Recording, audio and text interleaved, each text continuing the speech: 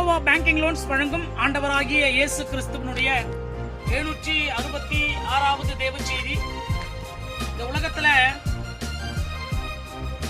ஒரு கடவுள் ஒரு அடிமைத்தனத்துல ஒரு வனாந்தரத்துல காய்ந்து போய் கிடந்த ஒரு மனிதர்களை விடுதலையாக்கி கூட்டு கொண்டு வந்து அவர்களுக்கு உண்ண உணவு, உடுக்க உடை, நல்ல ஒரு சுதந்திரத்தை கொடுத்து அவங்களுக்கு நல்ல ஒரு வாழ்க்கை கொடுத்த பிறகு அந்த ஜனங்கள் நல்ல சாப்பிட்டு நல்ல கொழுத்து போயிட்ட பிறகு விடுதலை ஆக்கினவரை மறந்து போயிட்டா அந்த விடுதலை செய்த அந்த கடவுளுக்கு எப்படி கோபம் வரும்?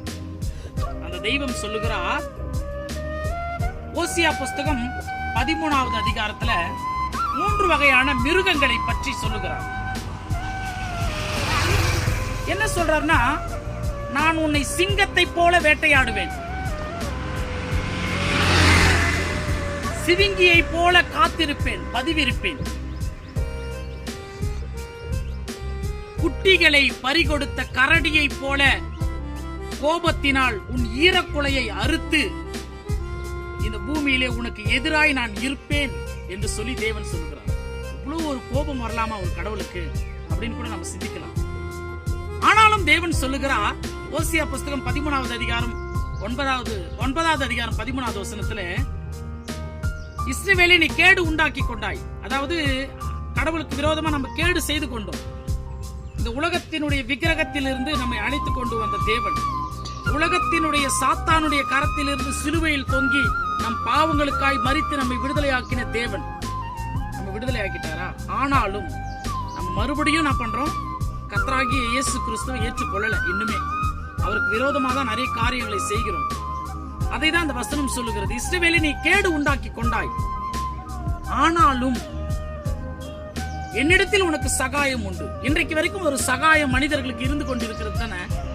இயேசு கிறிஸ்து சொன்னார், இந்த உலகத்தை வந்து நான் 2ஆம் வருகையில் வந்து அழிச்சிருவேன்னு சொன்னாரு. அழிச்சுட்டாரான?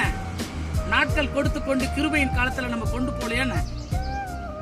வாழ்க்கையிலே ஆண்டவராகிய இயேசு கிறிஸ்துவினிடத்தில் அநேக விதமான இரக்கங்கள் உண்டு, அநேக விதமான கிருபைகள் உண்டு, அநேக விதமான மன்னிப்புகள் உண்டு.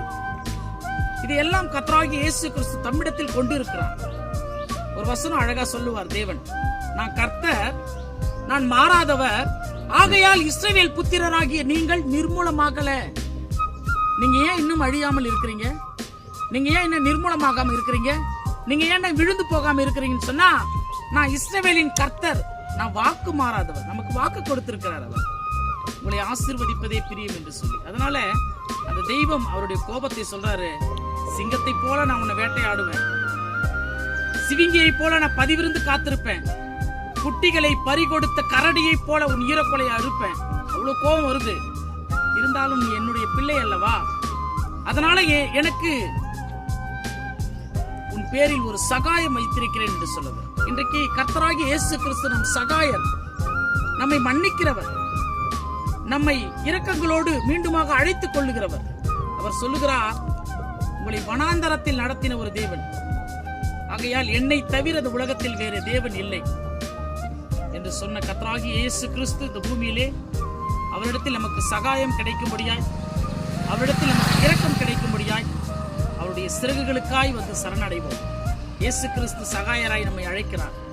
கர்த்தர் அனைவரையும் ஆசீர்வதிக்கும்படியாக அடுத்த தேவ செய்தியோடு நான் உங்கள் கிறிஸ்துவுக்குள் சகரியா.